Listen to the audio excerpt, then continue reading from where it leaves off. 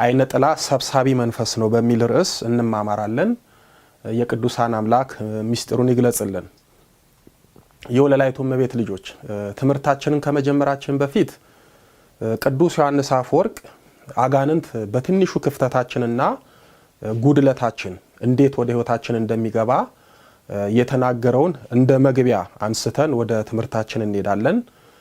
ቅዱስ ዮሐንስ አፈወርቅ ዲያብሎስ ልጅነታችንን እናቆሽሽ ዘንድ በእኛ ላይ የሚተናኮለው ተንኮል በጣም ተደጋጋሚና ኃይለኛ ነው። ስለዚህ ይህንን መንቻካ የዲያብሎስን ደባ ድል እንነሳ ዘንድ ዘወትር ንቆችና ጠንቃቆች ልንሆን ይገባል። እኛ ይህንን ማድረግ ሳንችል ቀርተን እጅግ ጥቂት መግቢያ ቀዳዳ የምንተውለት ከሆነ ግን እርሱ ጥቂቷን ቀዳዳ ሰፊ በር ያደርጋታል። እንዲህ አድርጎ ኃይሉን ሁሉ ተጠቅሞ ወደኛ ይገባል። ስለዚህ ስለ ድህነታችን የሚገደን ከሆነ እንደዚህ ጥቂትና ቀልድ በሚመስል ነገሮች እንኳን አንዘናጋ። እርሱ የሚንቀውና ጥቂት የሚለው ኃጢአት የለምና እኛ ጥቃቅን የምንላቸውን ነገሮች መነሻ አድርጎ ልጅነታችንን የምናቆሽሽበትን ታላላቅ ኃጢአቶችን እንድንሰራ አድርጎ እጅግ ይተጋል በማለት አስተምሮናል። የወለላይቱ እመቤት ልጆች አይነ ጥላ አንዱ መናጢ ጠባዩ ሰብሳቢ መንፈስ መሆኑ ነው።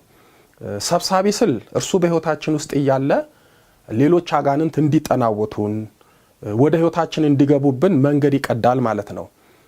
አይነ ጥላ ያለበት ሰው ለሌሎች መናፍስት ጥቃት እጅጉን የተጋለጠ ነው።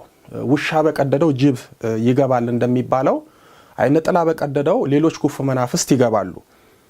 አይነ ጥላ ለመተት፣ ለድግምት፣ ለቡዳ፣ ለዛር፣ ለዝሙት አጋንንትና ለሌሎችም መናፍስት ያጋልጠናል። ውስጣችን ያለው አይነ ጥላ አጋንንት ሌሎችን መናፍስት ይጠራብናል።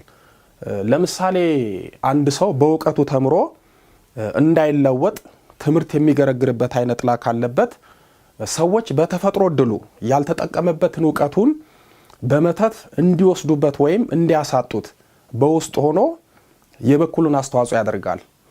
አንድ ሰው በመንፈሳዊ ሕይወቱ ላይ እንቅፋት በመሆን ከቤተ ክርስቲያን የሚያርቀው አይነ ጥላ ካለበት የቤተሰቦቹ የዛር መንፈስ ይጠናወተውና ወደ ባዕድ አምልኮ ሕይወት ውስጥ ሊከተው ይችላል። አንድ ሰው ትዳር እንዳይዝ የሚከለክልበት የሚገረግርበት አይነ ጥላ ካለበት እሱ ያልተጠቀመበትን እድል ሌሎች በተንኮል ባሻጥር በነገር እንዲወስዱበት ከውስጥ ሆኖ ያግዛል። አንዳንድ ጊዜ መተት የሚደገምባቸው ወይም በመተት ህይወታቸው በሌላ ሰው የሚቀማባቸው ሰዎች በእድላቸው በተሰጧቸው በመቅናትም ቢሆን አንዱ ሚስጥር አይነ ጥላ የትምህርት፣ የትዳር፣ የሥራ እድላቸውን እንዳይጠቀሙበት አዳፍኖ ገርግሮ ቋጥሮ ያስቀመጠውን ነው ሰዎች በመተት የሚወስዱባቸው። እኛ ጋር ያለውን መልካም እድላችንን በአይነ ጥላ ተሰውሮ በመተተኞችና በአስማተኞች ተቆፍሮ ይወሰዳል። አይነ ጥላ ያለባቸው ሰዎች በተደጋጋሚ በቡዳ የመበላት እድል አላቸው። ውስጣቸው ያለው መንፈስ ከቡዳው ጋር በመተሳሰብ ሰውየውን ለማጥቃት ይጥራሉ። ወዳጆቼ እኛ የሰው ልጆች ነን። አንድ ቤት ውስጥ ስንኖር የማንስማማው የማንግባባው አጋንንት ግን ሰውን ለማጥቃት ይተባበራሉ። ሰውየውን ይጭነቀው እንጂ እነሱ በአንድ ሰው ውስጥ ሚሊዮን ሆነው ተቻችለው ይኖራሉ። አንድ ሰው ውስጥ አይነ ጥላ፣ ቡዳ፣ መተት፣ አጋንንት ከብዙ ሺህ ሰራዊቱ ጋር እንዲሁም መተቱና ድግምቱ ተባብሮ ይኖራሉ። በዚህ ደረጃ በሰው ውስጥ ሲኖሩ ሁሉም ተልኳቸው የሰውን ህይወት ማበላሸት ስለሆነ እንደ ተንኮል ድርሻቸውና ዓላማቸው በየፈርጁ ጥቃት ይሰነዝራሉ። አይነ ጥላ እድል ይዘጋል፣ የመጣን ያርቃል። መተቱ እድል ያበላሻል፣ እድል ይነጥቃል፣ ህይወታችንና ገንዘባችንን ይሰልባል። የቤተሰባችን ዛርና የዛር ውላጅ ህይወታችንን ይበጠብጣል። ከሰው ከቤተሰብ አላስማማ ይላል። የህይወታችንን በር ዘግቶ ብቸኛ ያደርገናል። ትዳር እንዳንይዝ፣ ትዳር ብንይዝም ልጅ እንዳንወልድ ያደርጋል። ደዌ ወይም በሽታ ሆኖ በስጋችን ውስጥ ተቀምጦ በህመም ያሰቃየናል።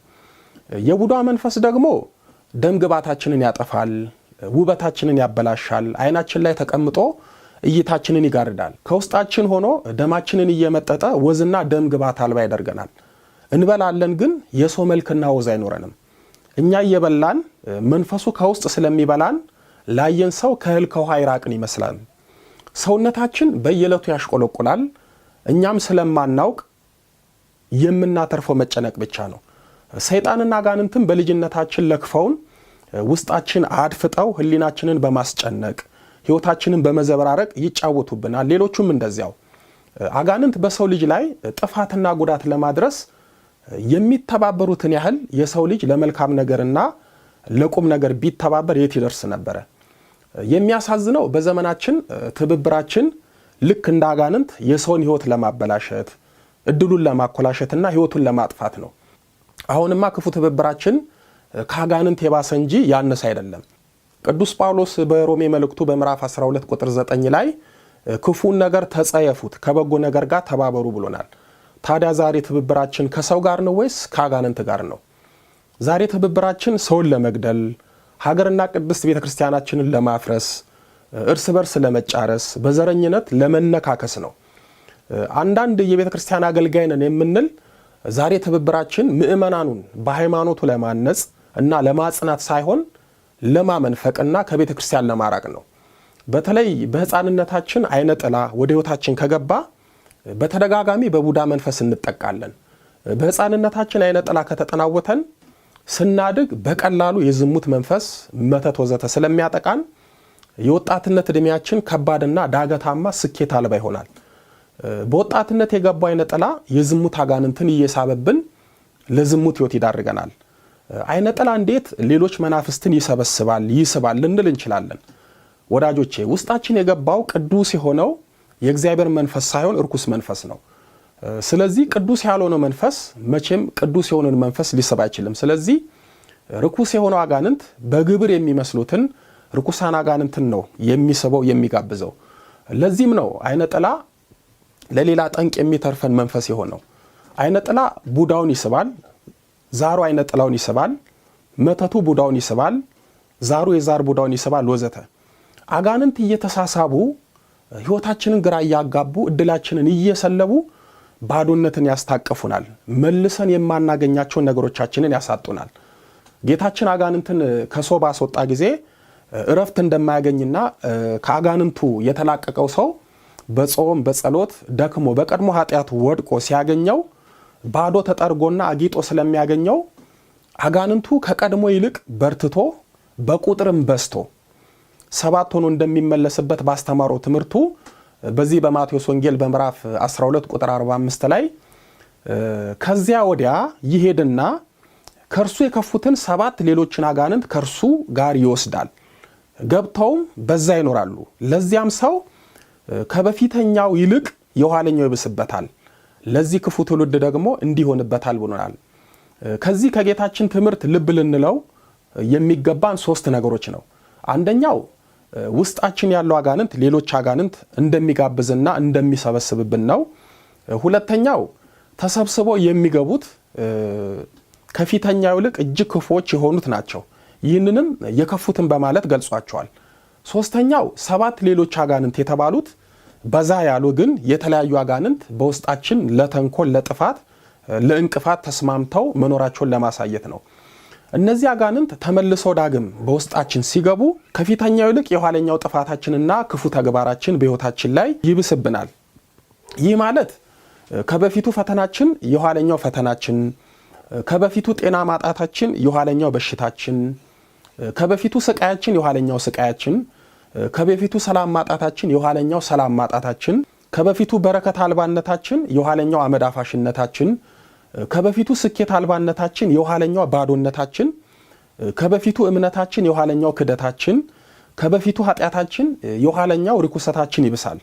ጌታችን ለዚህ ክፉ ትውልድ ደግሞ እንዲሆንበታል እንዳለን እየሆነብን ያለው ይኸው ነው። እስኪ እየሆነብንና እየሆንን ያለውን ልብ ብለን እናስተውል። ሁኔታችን ፍየል ወደዚያ ቅዝምዝም ወዲህ እንደሚባለው ነው። እኛም ማንጸልይ አጋንንቱም ማያጸልየንም፣ እኛም ማንሰግድም አጋንንቱም ማያሰግደንም፣ እኛም ማንጾምም አጋንንቱም ማያጾመንም፣ እኛም ቤተክርስቲያን አንሄድም አጋንንቱም ቤተክርስቲያን አያስደርሰንም። በረከትና ጸጋ መሰብሰብ እየቻልን በሽታ፣ መከራ፣ ፈተናና ክፉ መናፍስት እየሰበሰብን ህይወታችን በልጅነታችን በወጣትነታችን የተበተነ ሆነ።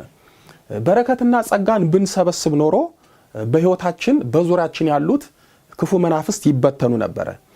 የሚገርማችሁ በውስጣችን ያለው አይነ ጥላ ህይወታችንን ሲያበላሽ ዛሩ አይቀናም። ዛሩም እንዳቅሙ የተንኮል መዋጮ ያደርጋል።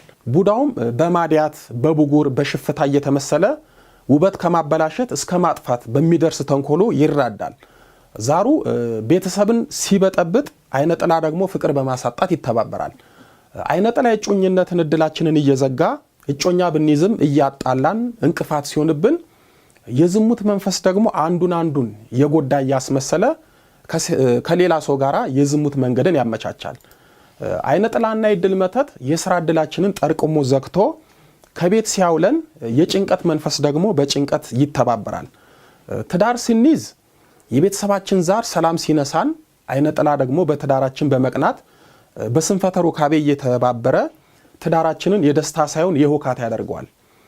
ህይወታችን በአይነ ጥላ ተዘግቶ በተስፋ ቢስነት ስንኖር የደዌ አጋንንት ደግሞ ጤና በማሳጣት ማበር ይጀምራል።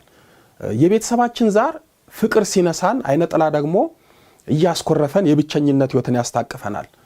በአይናችን የገባው ቡዳ አይናችንን ሲከልል አይነ ጥላ ደግሞ ልባችን ላይ ተቀምጦ በተስፋ መቁረጥ ውጦ ህይወታችንን የቀን ጨለማ ያደርጓል።